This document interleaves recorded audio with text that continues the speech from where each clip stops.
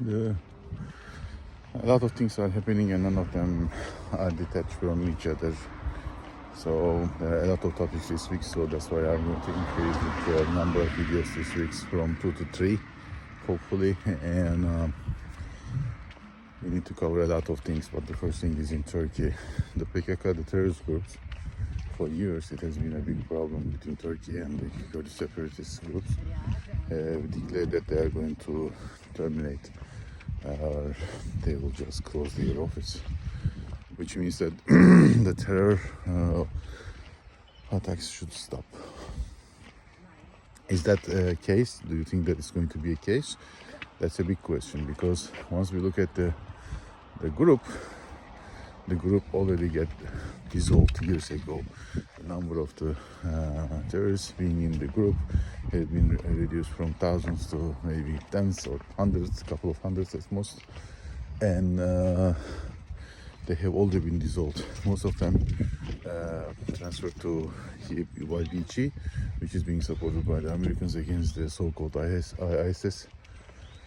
And now supposed to be also going under the Syrian National Army.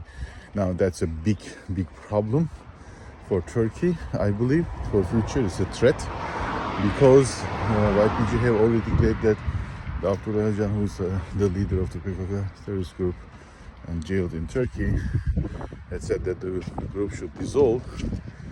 The problem is, they said we don't agree with this.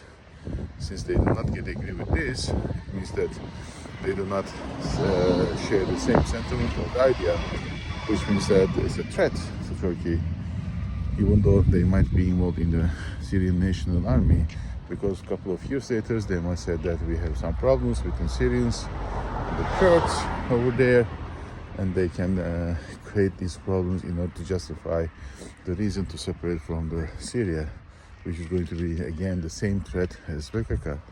So if you ask me, is it a success? Yes. Is it a good thing? For the moment, yes. Is it a long-term peace? No, I don't believe it is yet. We cannot consider this yet.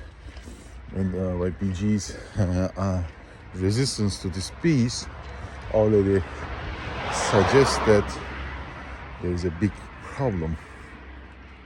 YPG could have said that, look, we are going to dissolve, no problem what, we will follow our leaders. But they said we don't even recognize him as a leader because he's in the prison, and they will not dissolve, meaning that the same threat is ongoing. There is nothing wrong or nothing bad about saying this, because it's the truth. It's still ongoing. I mean, it's a big threat to Turkey. It's a big risk. So saying this, it doesn't make any sense. And if you also look at the armed force of the terror group at this moment, the PKK, as I said, it's only 100. And compared like 20 or 30 years ago when I was a young boy, thousands or tens of thousands to 100, it's a big drop. And Turkey has successfully eliminated this risk, or reduced this risk to considerable level. And now they want to get dissolved? No, it doesn't make any sense. It doesn't make also any meaningful message to the Turkish population. It's a good thing that they say yes, but now the biggest is the YPG, and they have, of course, like 60,000, they said, or 70,000, being backed up by their American equipments, military equipments. This is the biggest one. So this already shows that the next move is going to be much more huge than the moves, the actions that had happened in the past. So YPG is a big threat. So since it is the case, I believe Turkey should take the action. Accepting them under the military army of Syria is not a solution. It's just hiding the real threat, and that's the problem. Let me know what you think about this, but in my opinion, humble opinion, the risks are same and even greater than before, because now they are hiding under the Syrian army, and they are going to suggest that